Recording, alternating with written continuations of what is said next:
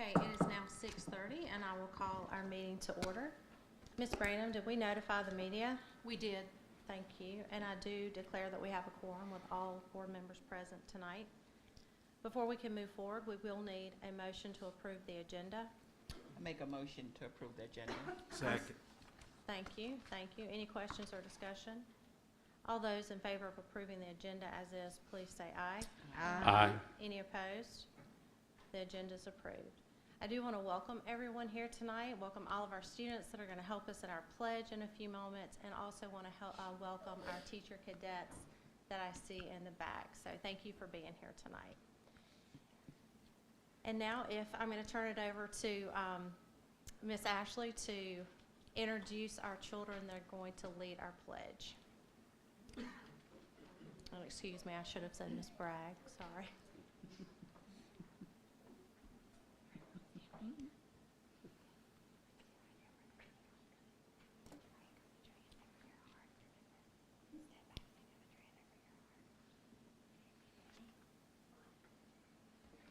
Attention, salute, pledge.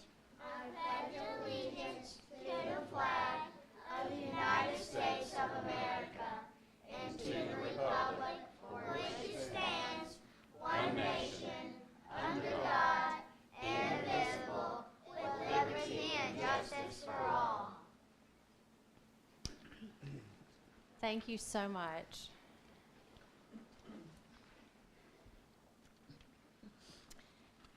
Mr. Jenkins, would you lead us in prayer? If you'll bow with me. Our Heavenly Father, we're thankful for your presence in this room and in this place. We ask that you give us as a board member insight and wisdom in the decisions that we need to make that will further this school district and help our teachers to teach and our students to learn. We're just thankful for this opportunity and ask your blessings. It's in your Son's name I pray. Amen. Amen. Thank you, Mr. Jenkins. Now we will need approval of our minutes for the October 28th meeting. I'll make a motion that we accept the minutes from the October 28th meeting. Second. Thank you. Thank you. Any discussions? All in favor of approving the minutes from the October 28th meeting, please say aye. Aye. Any opposed? Abstain. Thank you, Mr. Carpenter. The minutes are approved. We will now have our presentation for Lawrence Elementary from Miss Ashley Bragg.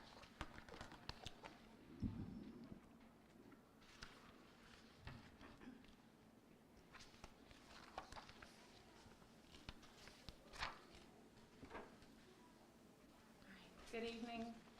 Good evening. Thank you guys for having me. I look forward to sharing all of the awesome things that are going on at Lawrence Elementary School. So we are obviously building a five-star culture at Lawrence Elementary alongside the rest of our district this year. So our first star is safety. We've done several things this year to make our campus a little safer. The first thing is we have added some padded material on our special ed play area. There's a picture of that to the left. We have also installed some alarms on our STARS classroom doors. Those alarms, go on and come on when children exit the room and when children and adults enter the room. So it just allows the professionals in the room to be mindful of who's coming in and who's going out, which is obviously very important. We have a Say Something campaign that we are continuing in our school, and what that entails is children being able to kind of add some tips to report things that are going on that they're concerned about so that administrators are aware. The SRO is on our team as well, and that way we can address any situations that may be of concern. And I hope all of them are that good. All right, so SRO Ted Richardson, he helps keep us safe daily. We are also, we have dismissal that takes place with our kids on the outside of our building. So we have a plan in place to begin after the break where kids will dismiss from inside our building. So we've had some logistics to work out with devices to make sure that we can hear throughout the hallways, and trying to get kids closer to that dismissal area to make it timely, but we do feel like it's important to have our kids dismissed from inside the building, so that's in place. Our next star is academic achievement. We have spent a lot of time celebrating this year. Our school report card rating went from unsatisfactory to average in 1 year. We are thanking Dr. Littlejohn for his leadership during this time, Dr. Littlejohn and my current assistant principal, Ms. Curry. They did a phenomenal job with improvement over the year. As you can see in our chart, there are the growth for each category. I'd like to highlight particularly our student progress. Obviously, our goal for every student is to be met or above proficient in the areas of math and ELA. However, student progress is obviously a huge goal. If we can get students to progress, we can get them where we need them to be as far as met and exceed. So we are particularly proud of our student progress during that time. And of course, while this growth is phenomenal, we have worked really hard this year so far to keep that ball rolling. So I'm going to share a few things that we are doing in order for that to be the case. So at the beginning of the year, we talked a lot about being a change agent. There are lots of factors that go into why students are performing where they're performing. And it's really easy as educators and leaders in the building to harp on the things that are keeping kids from progressing that we really don't have a whole lot of control over. And so I challenged my staff in the very beginning to be a change agent, regardless of how kids come to us, regardless of where they are, find a way to be the change agent. So we have kind of stood by that this year. Our ELA goal is to increase the percentage of students scoring proficient from 42.2% to 52%. And in math, the increase the percentage of students scoring proficient from 39.1% to 50%. And that is a lofty goal, and we know that. We've talked about that as a staff. We know that our work's cut out for us. But again, I happen to have the best staff, and they have put their best foot forward in trying to achieve these goals. We looked very deeply at our data, our MAP data, our SC Ready data, and we determined two content goals for reading. One of them was literary text, meaning, and context. So as a school-wide, we know that is our focus. We shared that with all of our teachers. I'll talk to you in just a few minutes about who makes up our ILT, but we all are familiar with our goals, including our related arts teachers, and you guys will see a little bit of that in just a second as well.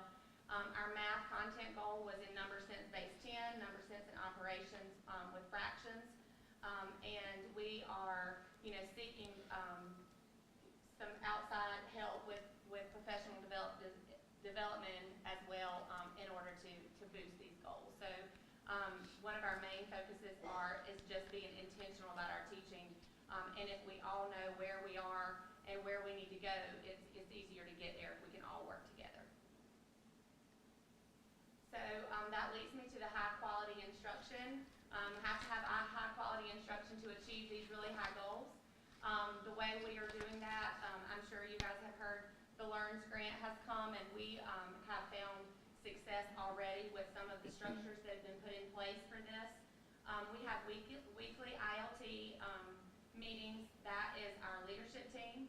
That is made up of our master teachers, a reading coach. We have 2 master teachers, a reading coach. We have 4 teaching specialists, Ms. Curry and myself, and then Ms. Kelderman, the district representative.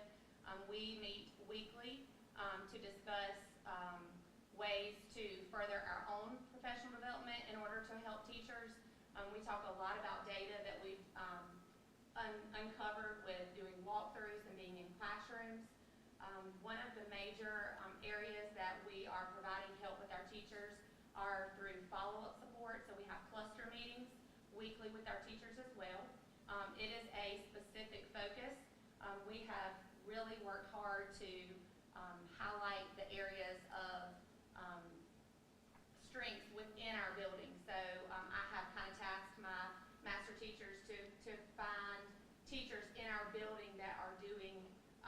what we want everyone to do. We've been doing some videos with that. We've been sharing what everybody's doing, and that has helped not only with morale and school culture, but it's also helped us to see who the experts are so that we can help each other, which has been very beneficial. Follow-up support comes after cluster, so teachers are tasked to let us know the areas that they may need some improvement on whatever the goal was for cluster. They have signed up for possibly they need a lesson model, or hey, come in and watch me. I think I have it, but I'd like some feedback. And our master teachers, teaching specialists, as well as administration, are getting in the classrooms and able to provide that support, which has gone a long way. We are focusing on understanding the 4.0 rubric and how to meet each indicator in every subject area. We've talked a lot about using that 4.0 rubric as not a grade, so to speak, but to use it in the way that we want to use assessment for children. We want to use assessment for children to find where they are and how to help them move. And so we have really focused on using that 4.0 rubric to do the same with teachers. So it's not a, this is my grade and this is the score I got. It's, this is showing you where I am, this is showing you what I need, and I need your help to figure out how to fix it. And so my teaching staff has done a wonderful job at accepting that charge. High quality instruction as well, I mentioned earlier, involving the related arts. So we are going to hear from our teacher of the year, Miss Jessica Tate. She is our art teacher, and she's going to talk to you a little bit about how we are integrating.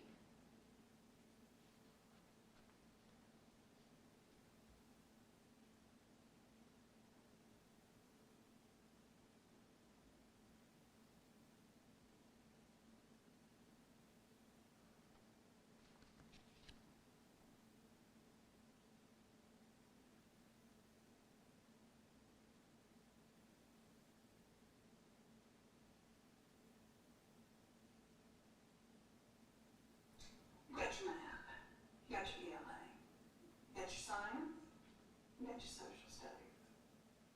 Got big goals to raise scores. But you know what? You're sitting in art class. You're sitting in music class. PE, library. We're all working together here at LES to help these students achieve their very best. We're going to meet those scores. We're going to do so even in related arts. We are learning science. Why do leaves change colors? Where do those pigments go? Where do those pigments come from? Why do the leaves change from green to red? Frequency in music class. Science standard. Solving math equations to play games in PE. We're doing it all at LES. And watch out. We got a grant. And we are working together, PE, music, and art, to create an entire Polynesian cultural experience here at LES. And it's going to be fantastic. We're going to have students learning the hula and the haka. We're going to have students in music class learning the ukulele. And of course, here in the Department of Sunshine and Rainbows, we'll be making Polynesian-inspired art. So get those hula skirts ready. Yeah, I'm looking at you, Dr. Penland, and you, Dr. Harris. You get those hula skirts ready and come on over here at LES and see what we're doing in the spring Polynesian Experience Showcase.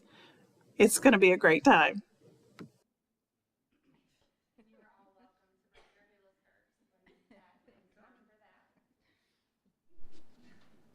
So school culture obviously is important if we're going to meet those goals. So I thought, let's get ahead. A few of the things that we are doing, we have music in the halls as students enter. Thank you, Mr. Dawkins, for sharing that tidbit with me last year. But we have really enjoyed, the kids enjoy coming in and hearing that music. It puts everybody in a great mood. We have Pride Pass incentive programs. Kids earn Pride Passes behavior, and then they go to the store or they have Pride Pass parties. This month we have done kindness bingo, and this has kind of, the kindness bingo and the gratitude notes have really been more on the teacher side of things.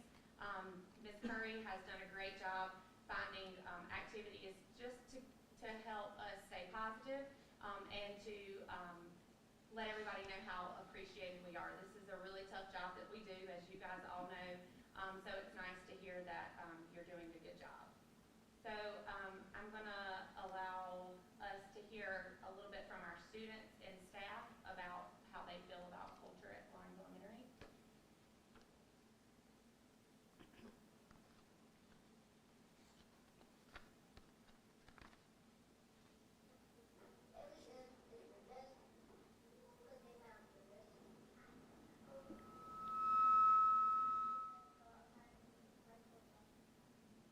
I love it at LE because we're like family.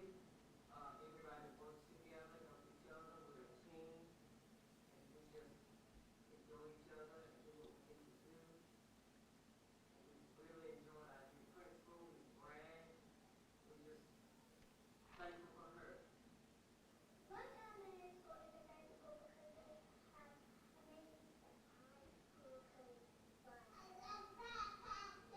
And why do you get Pride Passes, Lena?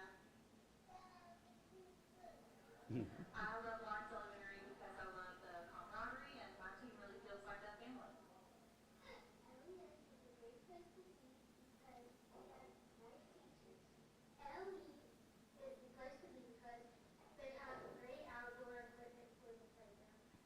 Lawrence Elementary is the place to be because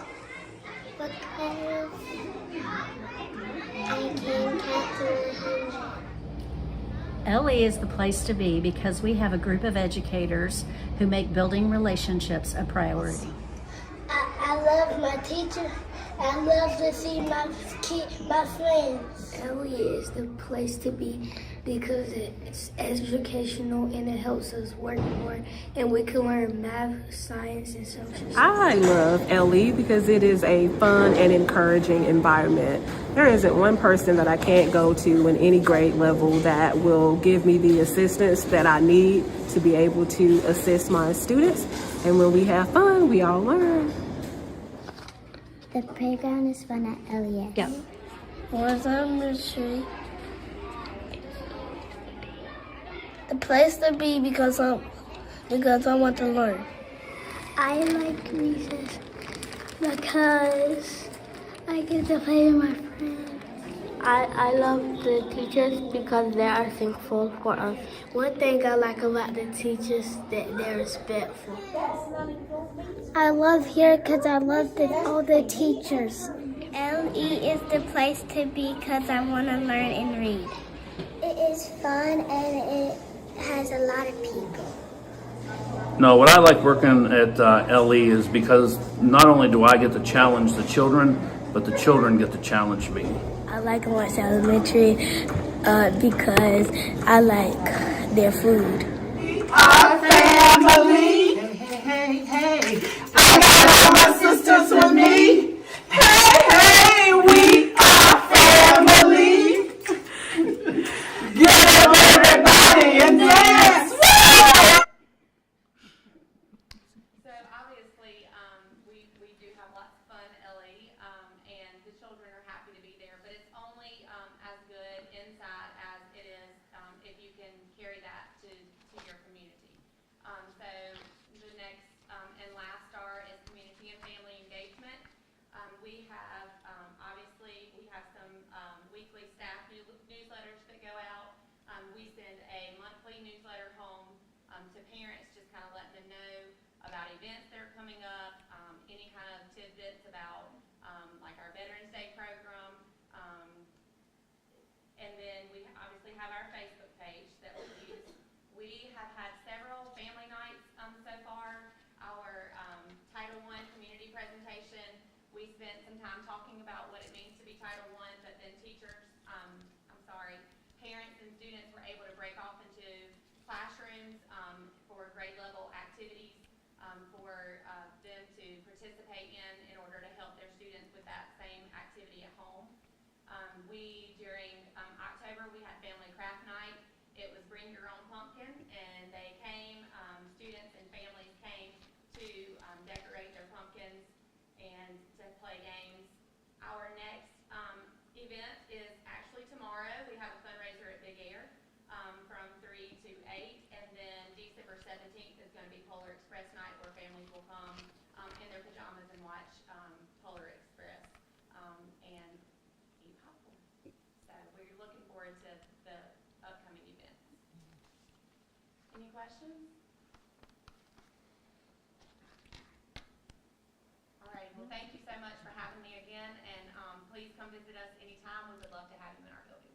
Yeah, I would just like to say congratulations on the report card moving up.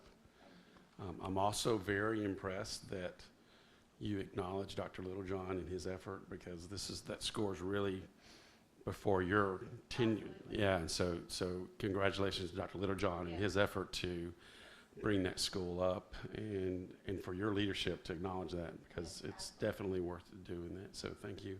And I was really impressed with the progress. You doubled it. Yes. So it's very impressive. I hope those scores continue to rise. And it looks like y'all are having a whole lot of fun. I need to come visit. That's all there is to it. We do have a lot of fun, but we work hard too. So we're excited to see the progress. Yeah. And I'll bring my hula hoop skirt too. Thank you.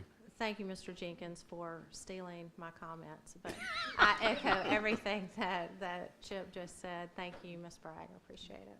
Yep. Now- I just want to add go one ahead. thing. Hopefully your 4 that did an amazing job will get a pride pass. They did an amazing job, so thank you. Yes. And I'll turn it over to Dr. Penland for district updates. Thank you, and just kind of want to take this moment during our week of Thanksgiving to just kind of issue a huge gratitude to our board.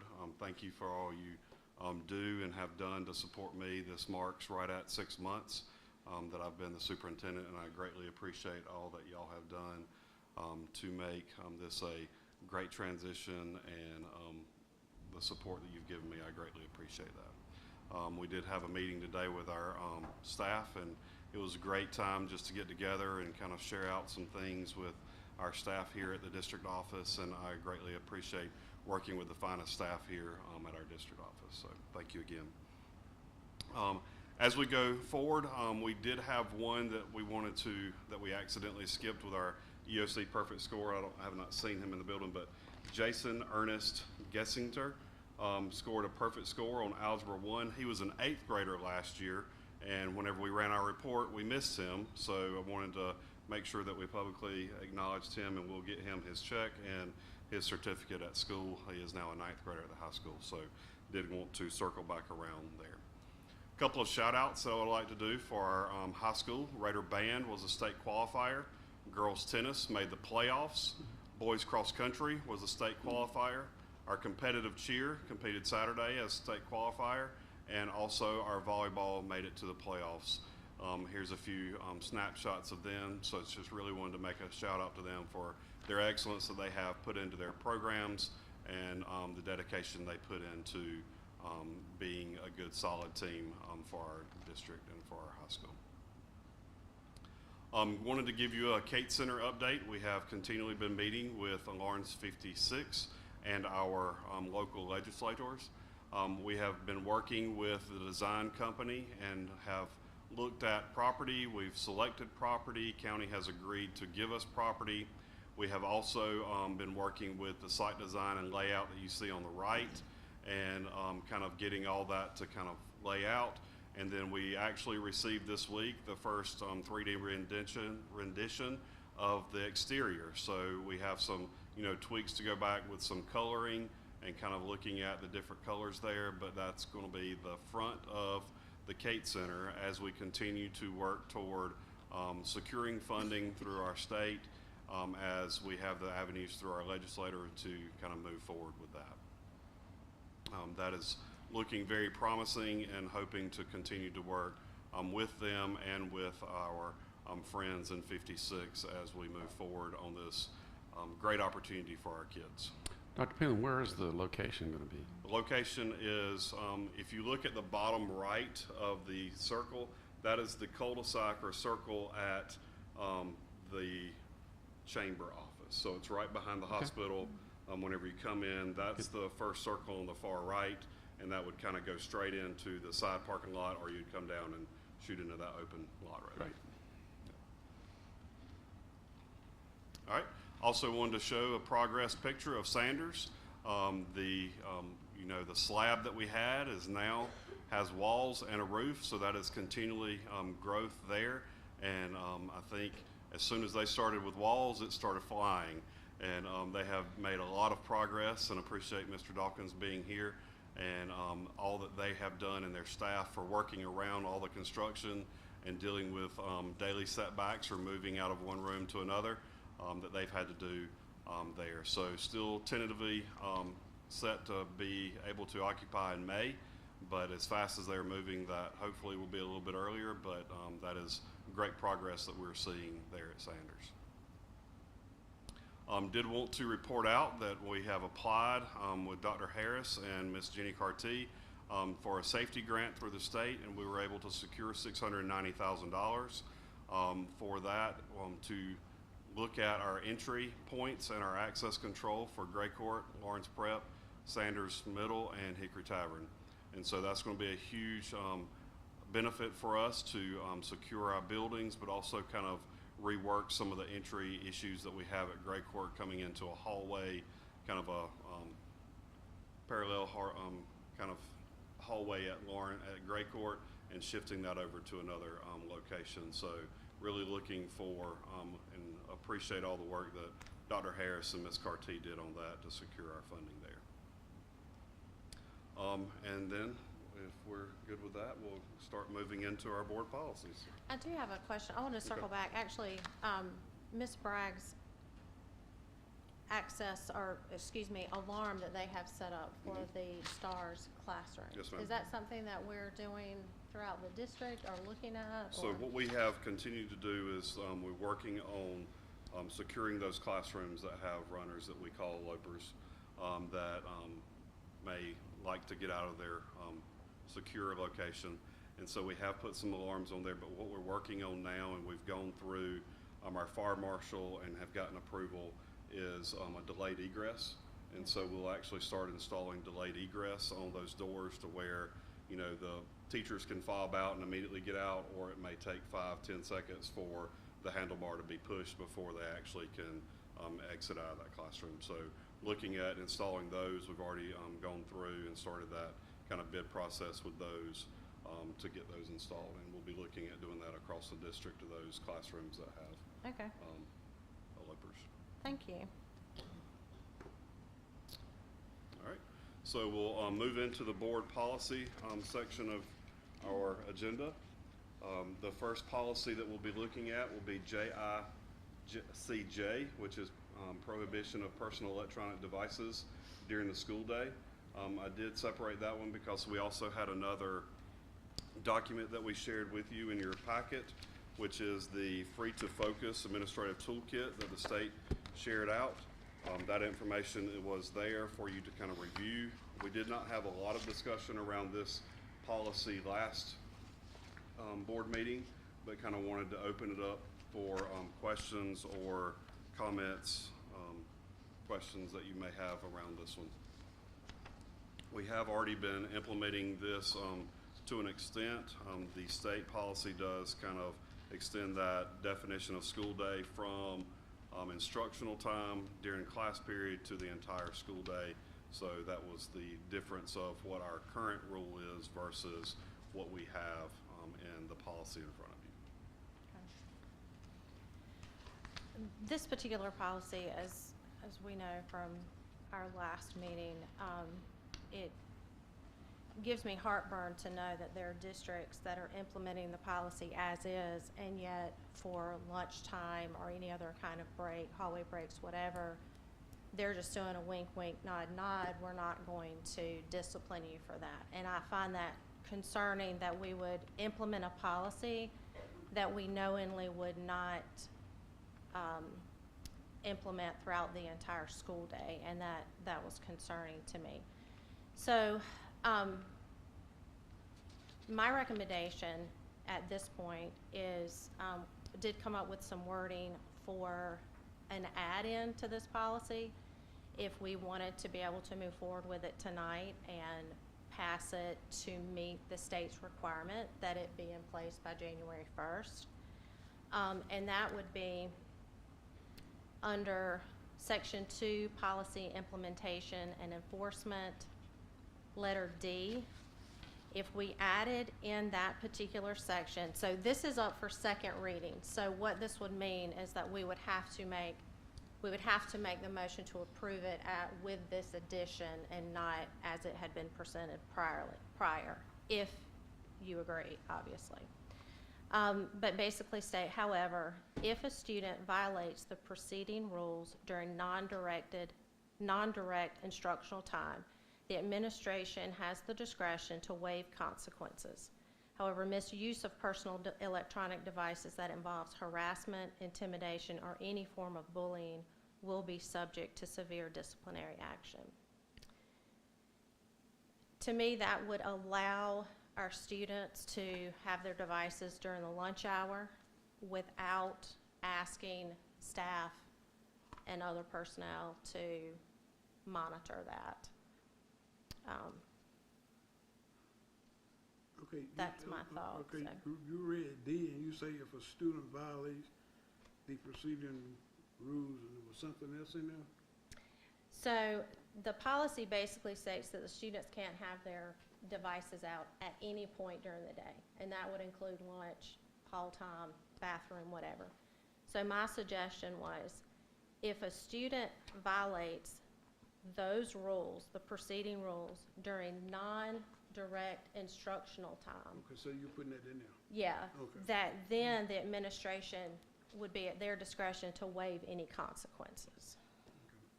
So, I just want to make sure it's exactly like we said. yes, Yeah. yes. And we can, So what Get just this for to you guys. clarification, what's there for D already would stay. We would just add that statement to the end of that. right, So it would still read the current D, but with the addition of what you read. unless you see that we can take out D completely and replace it. I think the part that is in D kind of allows for the discipline during the instructional time. Right, that's really during it, and this would be during non-direct instructional time. Okay.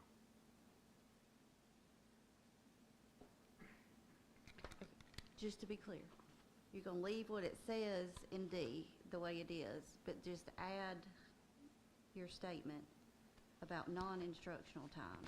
That way it covers those when they're not in class, Correct. Correct. right? Yeah, Okay. correct. I would like to go up to 2A, which is just above that. There is a statement that we needed to take out. So I'd also request an amendment to strike that last sentence in 2A. District may forbid student possession of devices and accessories on school property. That was basically a statement in there for us to have the ability to edit that section. So if we wanted to forbid them at all on their person, we could have put that in there. So that was just kind of a note for us that we did not take out in the original strike through. Okay. Okay. So we're taking out the last sentence in A? 2A. Yeah, so that would be, 2A. so we're not going to forbid them to have them on their person or school property. Right. I mean, I appreciate and like the idea of students not using their devices during class time. But I think the way that this policy was just, it really wasn't even sent as a model policy, just pushed down from the State Department. I don't think that it's enforceable or reasonable. So that's why I think that slight addition on D would alleviate some of the pain there.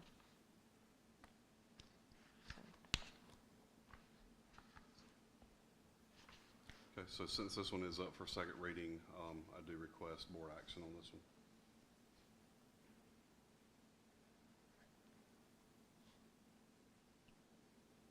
Can I get clarification on 1A? 1A. Personal electronic device, herein deferred to as device, means any device utilized to access the internet, Wi-Fi, cellular, telephone signals, or to capture images or video. This includes, but is not limited to, cell phones, smartwatches, tablets, and gaming devices. So that's going to include any watches, they're not allowed to have them? Or is that going to be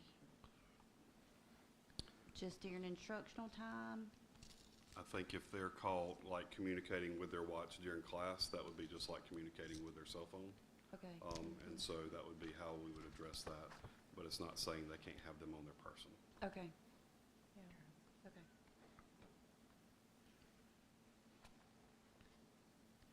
Is there any additional comments, clarification?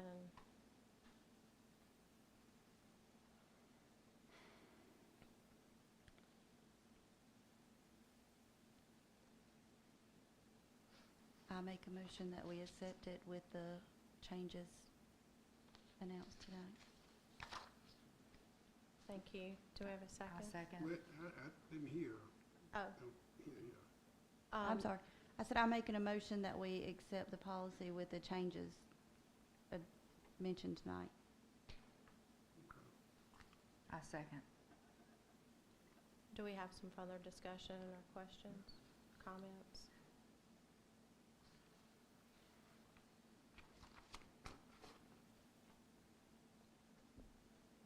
Okay. Hearing none, we have a motion on the table to accept policy JICJ as presented tonight with the two changes. One being deleting the last sentence from section 2A.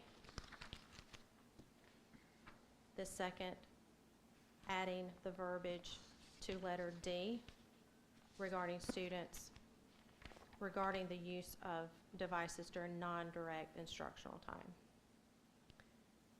All those in favor? That's also in 2. D. Yes, Yeah, that's 2D. in 2D, yes. Both changes are in 2D. One's in 2A, one's in 2B. Oh, excuse me, 2. They're both in 2A. So the change in 2A is to delete the sentence, districts may forbid student possession of devices and device accessories on school property. The addition to section 2D states, if a student violates the preceding rules during non-direct instructional time, the administration has the discretion to waive consequences. However, misuse of personal electronic devices that involves harassment, intimidation, or any form of bullying will be subject to severe disciplinary action. Okay. All right. All those in favor of passing, as I have just read, please say aye. Aye. Any opposed? The policy passes. Thank you so much. All right, so now we'll go into the others.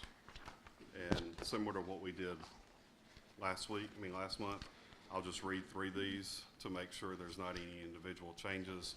And we can, unless we run up against one, we'll just approve all those at once, if that's okay with you. Okay?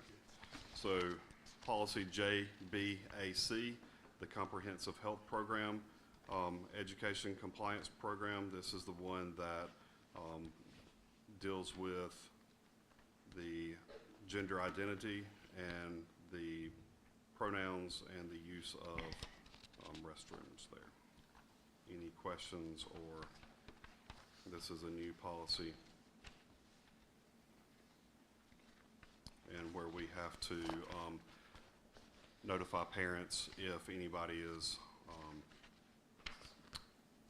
identifying something other than their birth gender. And just for clarification, these policies, you made the changes recommended I from the did. last meeting. Yes, or Candace did, yes. Okay, any questions on JBAC? All right, JLIG. Before we go on, I'm sorry. Okay, You- sorry. I'm sorry, Dr. Penman, but you mentioned that bathrooms, how Yeah, I think I misread that one. Okay, Yep. this is So this just- one does not talk about bathrooms. Right, just Yep. this is the, yeah. This is the notification about somebody identifying something inconsistent with their biological sex. Or staff or anybody that's coercing. Yes. Yeah, perfect, thank you. Okay. JLIG, sun safety, where it's not permissible for the district to disallow use of sunscreen. Somebody across the state must have. Probably down on the beach side of that, yeah. All right. So ECAA, threat assessment. This is also a new one, kind of pulling into play our B-Town process and what we already do before due to behavior threat assessment and management to keep our schools safe. Any questions or corrections on that one? Okay, ECAA -R is the administrative rule that goes along with that.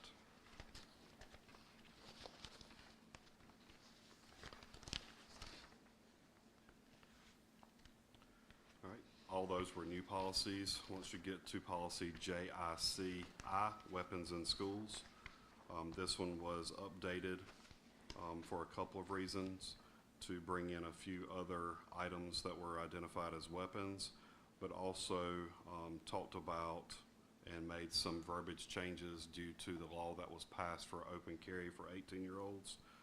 Still does not allow an 18-year-old to have a firearm on campus, even though they may be old enough to carry at 18 or older. And so that cleaned up that policy to address that. Any questions on JICI? I do have a question Okay. about the weapons and knives. I know where it says in here with a blade length of over 2 inches. Shouldn't that be any type of blade? The Code of Conduct does address all levels of length of knives. Once it gets over a certain length, it's considered more of a weapon on the state level versus inappropriate use of, a device or something like that. So a lot of that is based on the level of discipline that's given through the coding on the State Department. Okay. Is that greater than 2 inches is specifically brought out in the state's Code of Discipline. Okay, thank you. Yes, ma'am. Do you have? According to this, we're talking about students, Yes, sir. right? And we're not including anybody, because if you state it like that, it may mean. This it's okay for us policy, to bring weapons in here. the J section is strictly on students, so that is the student policy for weapons. Okay, so we're coming back with one for adults. There are state laws that allow people to carry and protect themselves to and from work, to and from there. So just because they run through to pick up their kid does not mean they can't have it on them in their drive-through. No, I'm talking about employees, and I was sitting like here tonight. Yeah, Yes. okay. All right, I'll go back and double check to see exactly what's in there for staff. Yep. Do we have one currently, or we're not sure? We do have one about possession in the building. I'm not sure how it addresses their right to carry to and from work. I'll have to double check. I thought that was a state law, that you're not allowed to be in any educational building with a Any firearm. educational building, that is correct, unless you are a certain, Right. constable or something like that. But as of on a school property versus in your car, locked with your CWP, that type of thing, I'd have to get clarification on that, because I don't think it's legal for us to deny somebody the right to carry and protect themselves to and from their place of business, I think is the way it states. But we'll double check on that one. All right, JLCDB, use of life-saving medicines. This one used to be focused solely on EpiPens. This now also addresses the use of Narcan and any life-saving medication, which also has come up to be some that are addressed for seizure instances. So this one is just basically rewording everything in the EpiPen to just say life-saving medicines. Any questions for JLCBD? All right, policy ADC, tobacco-free school district. This one is basically updating in the next couple, or updating not only to say nicotine alternatives, but to address the e-cigarettes, vapes, and et cetera, that are to kind of clean up that language. Any questions on to policy ADC, tobacco-free school district? The next one is tobacco-free workplace, GBED, also cleaning up that language to include electronic smoking devices.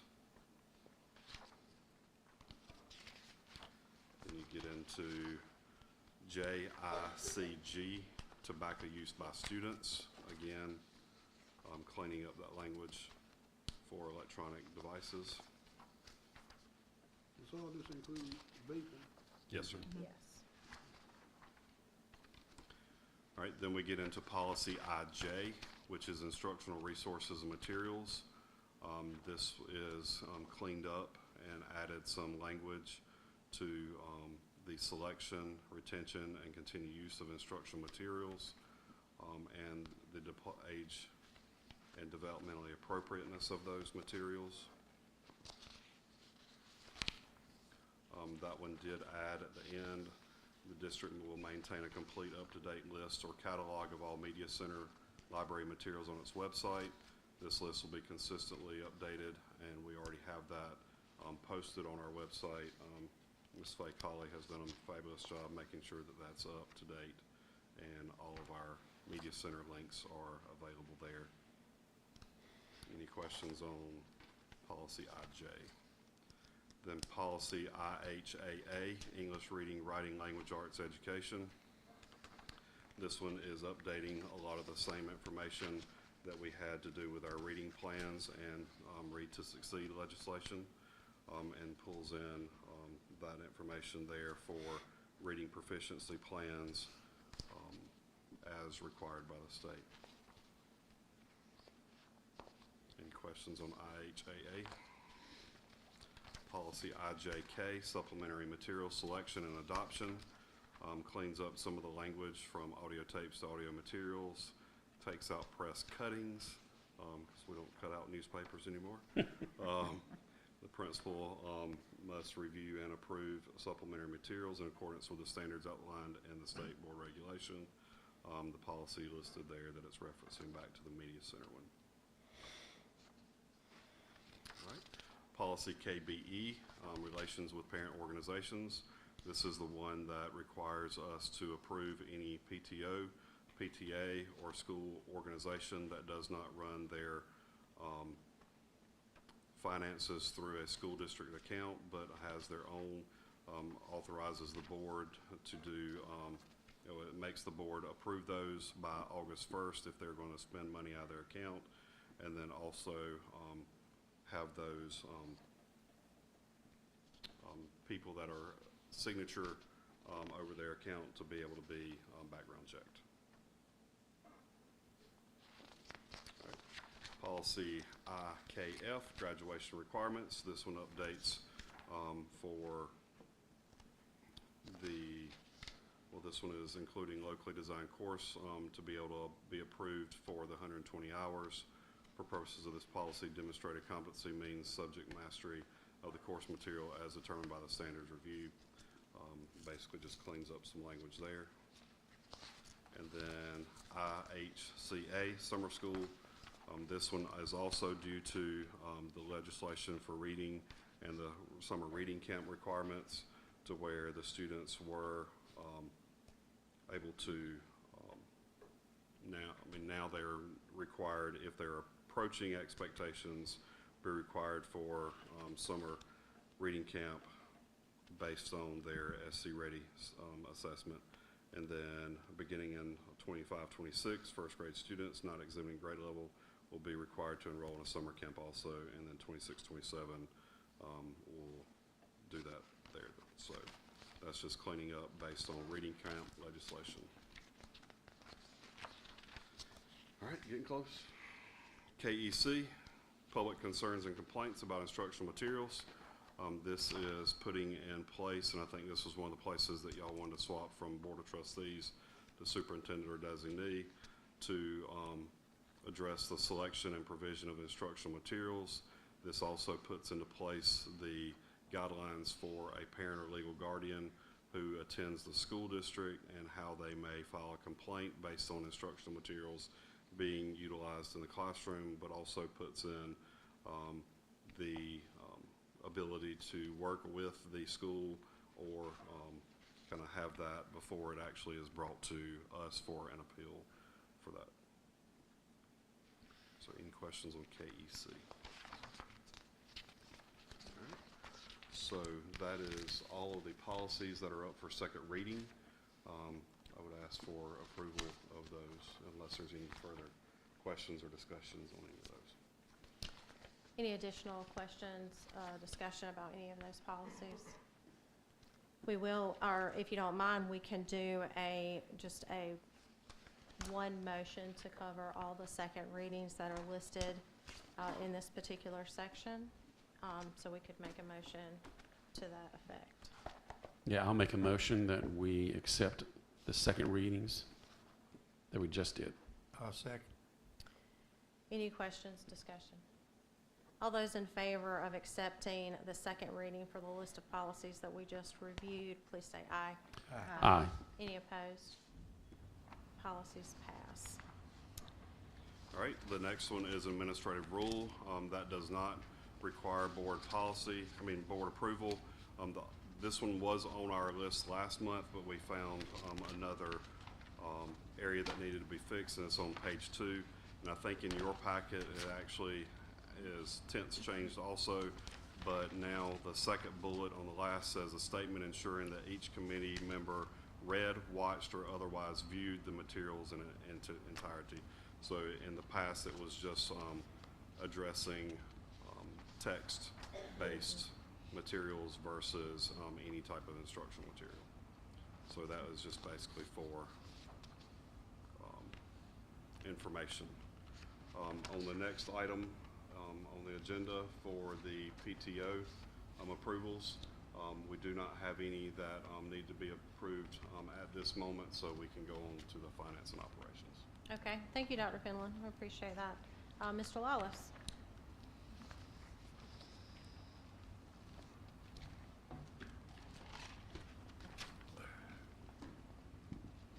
Not often that I get to step up and raise a microphone. Good evening. You should have Good received evening. a copy of the financial report for October 2024. Our balance with the treasurer at the end of October was $4,833,765. General fund revenues for the first 4 months were $13,323,063, and expenditures for that period of $16,050,920 for a difference of negative $2,727,857. Our tax collections for the month of October were $1,033,583. Any questions about the financial report? Thank you. Thank you, Mr. Lawless. Ms. Branham, did we have anyone sign up for public participation? We did not. Thank you. We do have executive session on our agenda tonight, so in order to do that, if we could get a motion to move. I'll make a into motion we enter executive session. I second. Thank you, thank you. Any discussion? All in favor, say aye. Aye. Any opposed? We are now moving into executive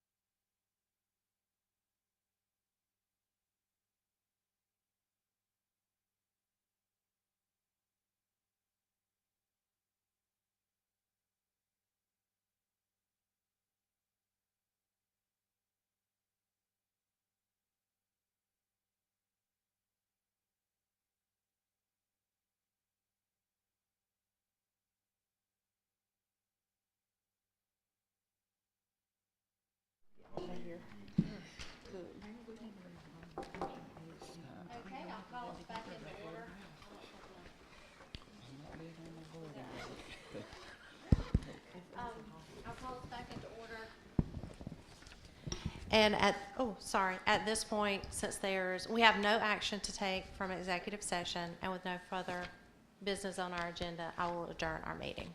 Thank you.